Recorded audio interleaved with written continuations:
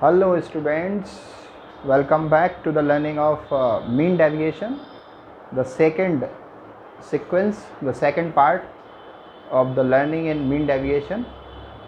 तो आप सबका स्वागत है। हमारा जो है मीन डेविएशन में पार्ट 1 मैंने आपको करा दिया था, that was related to individual series, right. अभी भी बोर्ड पर आपके सामने ये फॉर्मूलेज हैं उससे related. Individual series, discrete series, continuous series, मेरा फोकस हमेशा उसी पर आएगा। इंडिविजुअल जिसमें मार्क्स दिया होता है, डिस्क्रीट जिसमें मार्क्स के साथ साथ फ्रिक्वेंसी दी होती है, कंटिन्यूस जिसमें क्लास इंटरवल और फ्रिक्वेंसी दी होती है। उसी के हिसाब से फॉर्मूले डिसाइड होते हैं कि कौन से लगेंगे, राइट। तो अभी देखो, हमने आपको सिखाया था इंडिविजुअल सीरीज़ में कि ये फार्मूला हम लगाते हैं, summation modulus D upon N, और ये डायरेक्ट मेथड में लगाते हैं। इनडायरेक्ट मेथड में ये फार्मूला लगाते हैं, summation X A minus summation X B minus N A minus N B. Mean median mode जो भी आपने कैलकुलेट किया है या जिससे भी कैलकुलेट करने को दिया है उसका हमें मल्टीप्लाई करना होता है, राइट। फिर हम उसको फ्रिक्वेंसी के टोटल या नंबर ऑफ फ्रिक्वेंसी जो जितनी भी है हमारे पास उससे हम डिवाइड करते हैं। डिस्क्रीट सीरीज़ में हमारे पास अंतर ये होता है डिस्क्रीट या कंटिन्यूस सीरीज़ में कि फ्रिक्वेंसी और आ जाती है। तो आज हम यही सीखने वाले हैं वैसे पर्टिकुलरली डिस्क्रीट और कंटिन्यूस सीरीज, जिसमें मार्क्स के साथ साथ फ्रिक्वेंसी होती है। Summation F modulus D upon N, इसका शॉर्टकट का ये फार्मूला होता है, इसमें एफ लग जाता है बस। अभी दोबारा मैं इसकी ट्रिक बताऊंगा कि कैसे इसको फ्रेम करते हैं, कोई इश्यू नहीं है। बस ये डायरेक्ट मेथड में जो डेविएशंस आपको कैलकुलेट करने हैं वो एक्चुअल मीन की value, actual remember one thing, actual का मतलब होता है जो मीन आप कैलकुलेट करके आंसर निकालोगे, जो मीडियन आप कैलकुलेट करके आंसर निकालोगे, जो मोड आप कैलकुलेट करके आंसर निकालोगे, वो जो एक्चुअल में होगा उससे आपको डेविएशन निकालना है, ठीक है। Deviation through actual mean, actual median या फिर एक्चुअल मोड। अच्छा, इसमें डेविएशन निकालने की ज़रूरत नहीं पड़ती, ये डायरेक्ट होता है। कोएफिशिएंट ऑफ एमडी के लिए एमडी अपॉन मीन मीडियन या मोड, जिसके भी थ्रू आपको एमडी कैलकुलेट करने के लिए सवाल में कहा था वो आप कर लेते हो। चलिए बढ़ते हैं आगे। आपका जो है मीन डेविएशन डिस्क्रीट और कंटिन्यूस सीरीज में सीखने के लिए एक काम करता हूँ, कंटिन्यूस सीरीज में ही सिखा देता हूँ। उसका रीज़न ये है कि कंटिन्यूस सीरीज और डिस्क्रीट सीरीज में केवल अंतर इस चीज़ का है कि वहाँ पर क्लास इंटरवल नहीं होती, सीधे मिड वैल्यू होती है। देखो मैं आपको करके बताऊंगा तब आपको पता चलेगा। 0 to 10, 10 to 20, 20 to 30, 30 to 40, 40 to 50, 50 to 60, ये मान लो आपकी क्लास इंटरवल्स हैं। 2, 3, 5, 4, 9 एंड 6, ये आपकी फ्रिक्वेंसीज हैं। ये मार्क्स आए हैं स्टूडेंट्स के 0 से लेके 9.99 तक, मतलब 0 से लेके 10, 10 से 20, 20, 30, 30, 40, 40, 50, 50, 60। ये हमारी कौन सी सीरीज़ है? कंटिन्यूस सीरीज़ है। कंटिन्यूस में भी कौन सी सीरीज़ है? एक्सक्लूसिव सीरीज़ है। वो जो मैं बोल रहा था कि 0 से लेके 9.99 तक होता है, इसमें 10 नहीं होता, 10 अगले में आता है, ठीक है। ऐसे ही 10 से लेके 19.99 तक होता है, 20 नहीं होता, 20 अगले में आता है। ये नंबर ऑफ स्टूडेंट हैं 2, 3, 5, 4, 9, 6, राइट, जिनके मार्क्स आए हैं। आपसे कहा सवाल में, मान लीजिए कि कैलकुलेट करिए मीन डेविएशन डायरेक्ट और इनडायरेक्ट दोनों मेथड से। आपसे ये कहा calculate mean deviation through mean by direct and indirect method. देखो, जो सबसे ज़रूरी बात है वो ये है कि ये सवाल आपके एग्ज़ाम में आए और आप कर पाएँ, मेन टारगेट वही है। तो उसके लिए आपको मेरी बात ध्यान से सुननी पड़ेगी, ढंग से समझनी पड़ेगी, साथ में करनी भी पड़ेगी। और सवाल आप करके देखेंगे, साथ साथ करेंगे, फिर उसके जैसे सवाल प्रैक्टिस करेंगे, तभी समझ लो कि रिज़ल्ट मिलेंगे और जो उद्देश्य जिसके लिए आप पढ़ रहे हैं वो पूरा होगा। अदरवाइज़ जहाँ हैं वहीं रहेंगे, आप भी और मैं भी। बढ़ना ज़रूरी है आगे, उसके लिए करना ज़रूरी है, वैसे जैसे मैं करने के लिए आपसे सवाल को कह रहा हूँ, राइट। तो अभी ये क्लास इंटरवल है, ये फ्रीक्वेंसी है, और MD थ्रू मीन मैं सिखाने वाला हूँ डायरेक्ट इनडायरेक्ट मेथड से। अब अगर इसको ढंग से आपको सीखना है कि मीडियन से भी यदि पूछा होगा तो आप कर पाओगे, राइट, क्योंकि हम मीन या मीडियन सीखने नहीं वाले हैं, वो हम पिछले टॉपिक्स में सीख चुके हैं, हमें आता है, उसको हमें अप्लाई करना है यहाँ पर। तो पहले मैं इसे डायरेक्ट मेथड से सिखाता हूँ।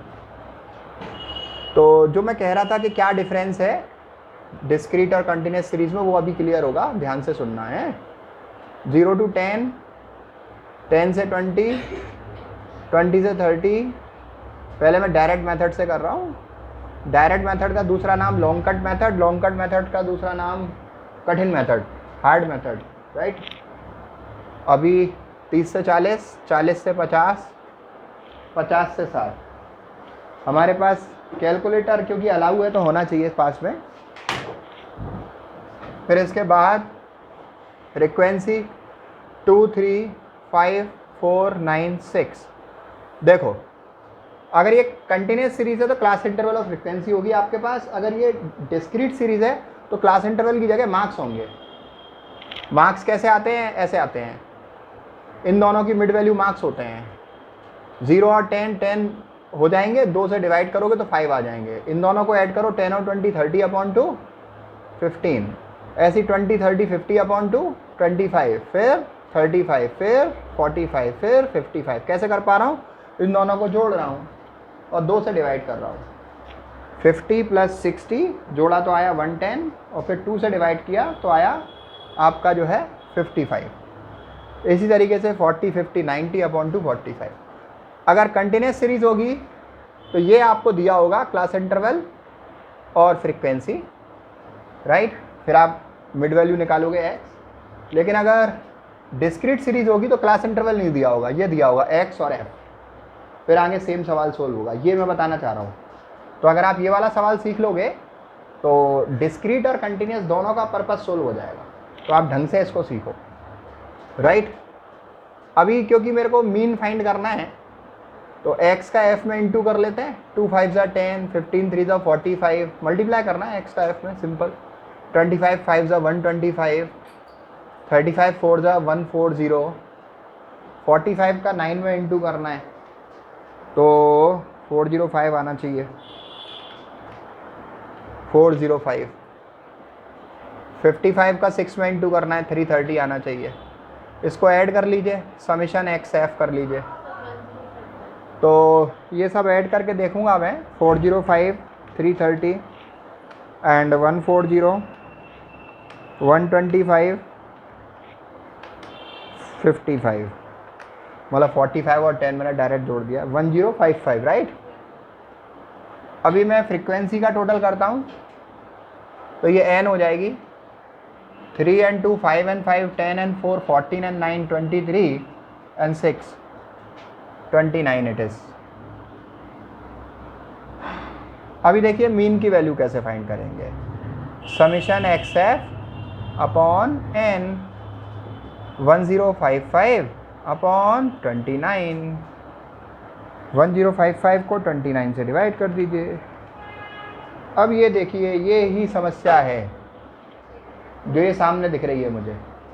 मेरा आंसर आ रहा है 37.379, 37.379, जिसको मुझे राउंड ऑफ करके करना पड़ेगा 37.38, राइट, 37.38। अब जो डायरेक्ट मेथड में समस्या आती है वो यही आती है, इसको इसीलिए हम कठिन बोलते हैं। अब मैंने कहा आपसे कि जब मैं डायरेक्ट मेथड करूंगा तो मैं डेविएशंस एक्चुअल मीन से लूँगा। एक्चुअल मीन मेरा ये आया है। अब मैं x की वैल्यू में से ये घटाऊंगा हर बार, तो मेरे जो डेविएशंस आएंगे वो पॉइंट्स में आएंगे, राइट। और क्योंकि मैंने राउंड ऑफ किया है तो उसका इफ़ेक्ट मेरी लास्ट कैलकुलेशन तक पड़ने वाला है। तो यहाँ पर अगर मेरा ये आंसर मीन का होल नंबर में आ जाता, 37 एग्जैक्ट हो जाता, पॉइंट के बाद कुछ नहीं होता, तो फिर मेरे लिए डायरेक्ट मेथड ईजीएस्ट मेथड था, कोई प्रॉब्लम नहीं थी। लेकिन जब भी हमारा मीन का आंसर ऐसे डेसिमल्स में आए तो एक रिकमेंडेशन बनती है कि शॉर्टकट मेथड लगाना चाहिए। तो अब क्योंकि मैंने बोला है मैं डायरेक्ट और इनडायरेक्ट दोनों सिखाऊंगा, तो मैं कर भी रहा हूँ, उससे अभी करता हूँ। लेकिन द पॉइंट इज़ कि आप कैसे डिसाइड करोगे कि शॉर्टकट मेथड लगाना चाहिए या लॉन्ग कट। जब आपने मीन कैलकुलेट किया और उसका आंसर डेसिमल्स में आया तो प्रेफर करोगे आप शॉर्टकट मेथड की तरफ जाओ। और एडवाइस तो ये रहेगी कि केवल तब मत जाओ हर सवाल में आप शॉर्टकट मेथड को प्रेफरेंस दो, क्योंकि क्वेश्चन एग्ज़ाम में आएगा तो ये तो पॉसिबिलिटी है कि वो आपसे कहें कि शॉर्टकट मेथड से इसको सोल्व करो, ये पॉसिबिलिटी नहीं है कि वो कहें कि आपसे लॉन्ग कट मेथड में सोल्व करो। आने हालांकि आपको दोनों मेथड चाहिए, मैं ऐसा बोलता हूँ, ये मेरी एडवाइस है स्ट्रॉन्ग, राइट। दोनों मेथड आपको आने चाहिए। कैलकुलेशन से रिलेटेड सब्जेक्ट है, टॉपिक है, और कैलकुलेशन आपकी थोड़ी भी ठीक है, कैलकुलेटर भी यहाँ पर अलाउड है, तो आपके मार्क्स 100 में से 100 लाने से कोई नहीं रोक सकता। ईजीएस्ट सब्जेक्ट अगर कोई होता है तो वो स्टैटिक्स है, राइट, क्योंकि सिंपल केवल कैलकुलेशन के मार्क्स आपको मिल जाते हैं। तो यहाँ पर मेरी एडवाइस ये है, आई रिपीट, कि मीन मेरा होल नंबर में नहीं आया। होल नंबर में आता तो मेरे लिए डायरेक्ट मेथड इजी था, लेकिन मेरा मीन डेसिमल्स में आया है तो शॉर्टकट मेथड इजी है। लेकिन सिखाना है डायरेक्ट मेथड भी करते हैं, लेकिन जब मीन होल नंबर में नहीं होता ना, ये ऐसे होता है, तो डायरेक्ट मेथड से कैलकुलेट किया हुआ आंसर और इनडायरेक्ट से कैलकुलेट किया हुआ आंसर में स्लाइट डिफरेंस हो सकता है, जबकि दोनों मेथड से कैलकुलेट किए हुए आंसर सेम आने चाहिए, राइट। तो इस केस में मैं एश्योर नहीं करूँगा। अगर मेरा ये आंसर मीन का 37 होता होल नंबर में, और मैं डायरेक्ट से कैलकुलेट करता और इनडायरेक्ट से भी कैलकुलेट करता, दोनों आंसर सेम आते। अभी मैं दिखाऊंगा आपको करके, ठीक है। 37.38 मुझे x में से लेस करना है, मॉड्यूलस डी फाइंड करना है मुझे। मॉड्यूलस का मतलब होता है मुझे साइन इग्नोर करने हैं, x में से x का मीन लेस करना है। अभी ये 5 है, 5 में से 37.838 में लेस करूँगा। ये कुछ गलत लिख दिया शायद मैंने, एक बार और चेक कर लेता हूँ। 1055 डिवाइड 29, 36.38 है। कितना है? 36.38 है।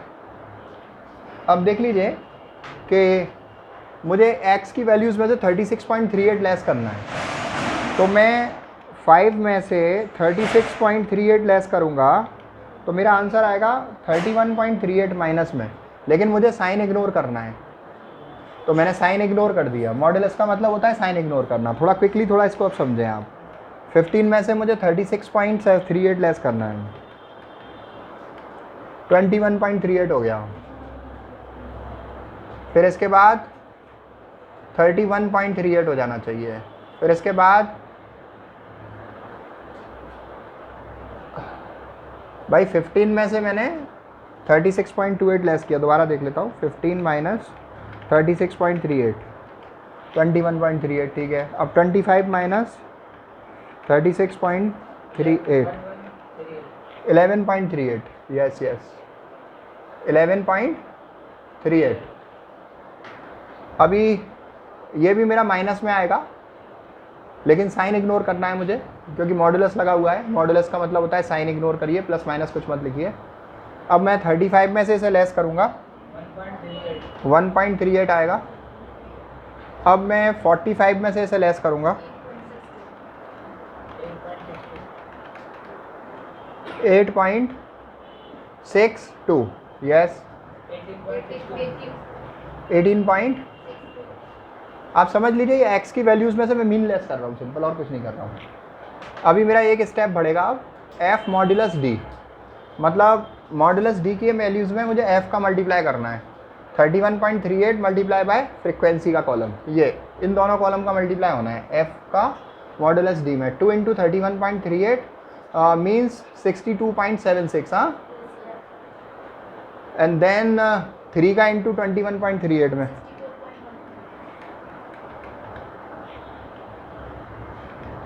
64.14, 11.38 इंटू 5,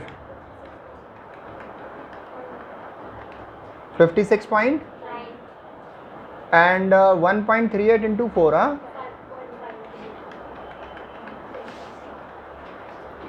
5.52। अब 8.62 इंटू 9, 77.58, 58, 18.62 into 6, 111.72. अब इनमें ऐड कर दीजिए 77.58 प्लस 5.52, 56.9, 64.14, 62.76, 378.62, 378.62. ये क्या है? समेशन एफ मॉडुलस डी की वैल्यू है. अभी मेरा जो एम डी था डायरेक्ट मेथड से, उसको मैं ऐसे डिनोट करता हूँ. 8 बना होता है, राइट साइड से उसका सिर फूटा हुआ होता है, ऐसे सिंबल होता है. Summation F modulus D upon N, 378.62 upon 29. Then I will gate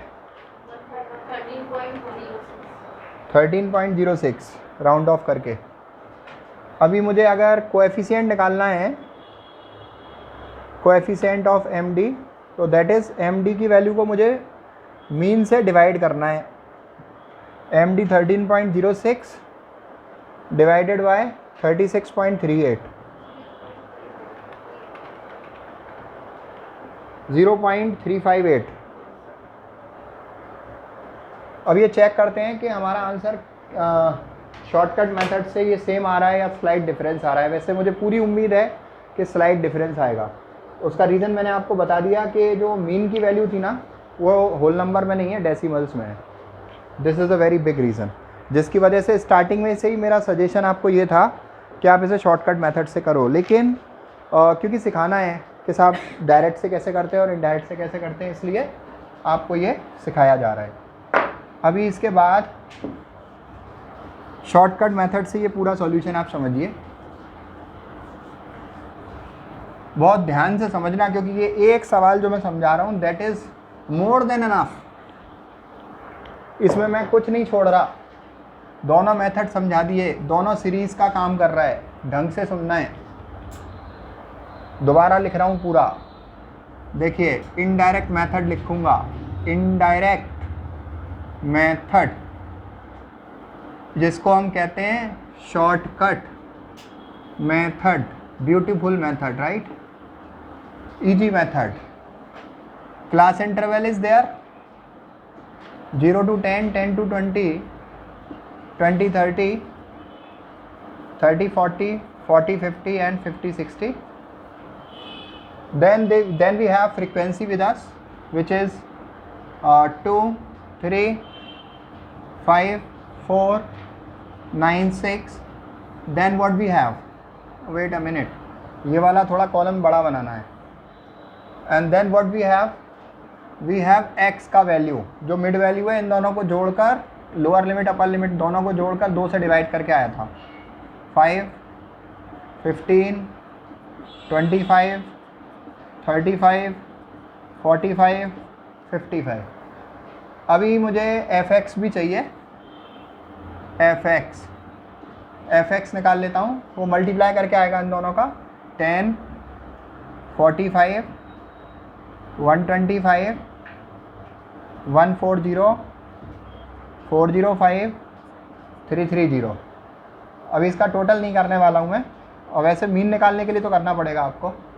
आपको मालूम है कि समेशन fx वहाँ पर जो था वो यहाँ पर भी वही रहने वाला है वो, और n का टोटल आपका 29 रहने वाला है. मुझे मालूम है कि मीन का आंसर कितना होगा, 1055 डिवाइड बाय 29. तो मीन का आंसर मेरा कितना होगा बच्चों, that is 36.38. Now the point we have is, the important point we have is कि हम कैसे आगे इसको एग्जीक्यूट करें. ठीक है, शॉर्टकट मेथड फॉर्मूला बनाना सीखो. देखिए ज़रा, शॉर्टकट मेथड फॉर्मूला बनाना सीखो. M D equals to A B again, F F F F x x then summation summation summation summation. I repeat, मैंने क्या किया, ए बी 2 बार लिखा, फिर उसके बाद में एफ चारों में लिखा, एक्स 2 में लिखा स्टार्टिंग के, फिर सिग्मा चारों में लिखा, माइनस लगाया चारों के बीच में, इसको ब्रैकेट में लिखा, फिर जो मीन का आंसर आएगा उससे मुझे इसका मल्टीप्लाई यहाँ पर इस पॉइंट पर करना होता है और n से डिवाइड करना होता है जो फ्रीक्वेंसी का टोटल होता है. Is that okay with everyone? Now listen carefully how to implement this. अभी ना सिग्मा एक्स एफ ए मुझे चाहिए, सिग्मा एक्स एफ बी चाहिए, सिग्मा एफ ए चाहिए, सिग्मा एफ बी चाहिए. मीन तो मेरे पास है, फ्रीक्वेंसी का टोटल मेरे पास है, तो ये कहाँ से आएगा? ध्यान से सुनना पड़ेगा उसके लिए आपको, राइट? कहाँ से आएगा? जो मीन का आंसर है ना 36.38, आई रिपीट, जो मीन का आंसर है ना 36.38, उसको आपको एक्स के कॉलम में चेक करना है. जो मीन का आंसर है 36.38, उसको आपको एक्स के कॉलम में चेक करना है वो कौन सी 2 वैल्यूज़ के बीच में फॉल हो रहा है. 36.38 is falling with in 35 and 45, isn't it? It is. मेरा आंसर मीन का है 36.38 और जो आ रहा है 35 और 45 के बीच में. देखना मुझे x के बीच में है, x की वैल्यू उसके बीच में है, फिर उसके बाद पार्टीशन करने हैं. मुझे मालूम पड़ गया कि 35 और 45 के बीच में आ रहा है वो, तो मैंने पार्टीशन कर दिया. पार्टीशन का क्या सेंस है? What is the sense? 36.38 यहाँ पर इन दोनों के बीच में है. नीचे वाली जो मार्क्स हैं 45, 55 वो इससे बड़ी हैं, और जो ऊपर वाली मार्क्स हैं 35, 25, 15 एंड 5 ये उससे छोटी हैं. जो बड़ा होता है उसको ए कैटेगरी लिखते हैं हम लोग, जो छोटा होता है उसको बी कैटेगरी लिखते हैं. लेकिन मुझे पार्टीशन जो करना है वो x के अंदर मीन की वैल्यू कौन सी 2 वैल्यू में फॉल हो रही है उसे देख के करना है. लेकिन जो मुझे वैल्यूज फाइंड करनी है वो फ्रीक्वेंसी के कॉलम में करनी है और fx के कॉलम में करनी है. क्लियर? मैंने बोला नीचे वाले ए कैटेगरी, ऊपर वाले बी कैटेगरी. ऐसे ही फ्रीक्वेंसी में नीचे वाली ए कैटेगरी, ऊपर वाली बी कैटेगरी. राइट? रिपीट सुन लो, कहीं कुछ निकल नहीं गया है. जो मीन का आंसर आया है उसको x की वैल्यूज़ में देखना है कौन सी 2 वैल्यूज़ के बीच में आ रही है. 35, 45 के बीच में आ रही है. पार्टीशन कर दिया. फिर उसके बाद में ए और बी कैटेगरी जो मैंने लिखूंगा fx के कॉलम में और f के कॉलम में लिखूंगा. ये सिग्मा एक्स एफ ए हो जाएगा क्योंकि fx के कॉलम में है. ये सिग्मा एक्स एफ बी हो जाएगा इन चारों वैल्यूज़ का टोटल, और ये सिग्मा एफ ए हो जाएगा, ये सिग्मा एफ बी हो जाएगा. Is that okay? Now listen carefully. 9 and 6 15, 5 and 4 9 and 3 12 and 2 14. I repeat, 5 4 9 3 12 और 2 14. अभी ये मुझे जोड़ना है, तो इसको मैं जोड़ूँ यदि तो कितना हो गया ये 735, और इसको मैं जोड़ता हूँ तो कितना हो जाएगा ये 55 and 25 180 320. अब ये वैल्यूज़ में पुट करूँगा. सिग्मा एक्स एफ ए की वैल्यू कितनी है 735, minus sigma X F B की वैल्यू कितनी है 320, माइनस सिग्मा एफ ए की वैल्यू कितनी है 15, माइनस सिग्मा एफ बी की वैल्यू कितनी है जो मैंने ऊपर निकाली 14. मेरे मीन की वैल्यू कितनी थी 36.38. अब देखिए n कितना है 29. Is that okay with everyone? Now listen carefully how we will move ahead in its calculation. 5 minus 0 is 5, 3 minus 2 is 1, 7 minus 3 is 4.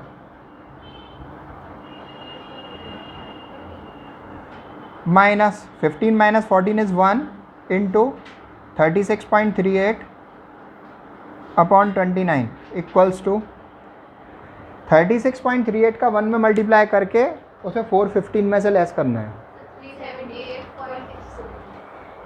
370.6 upon 29 13.06।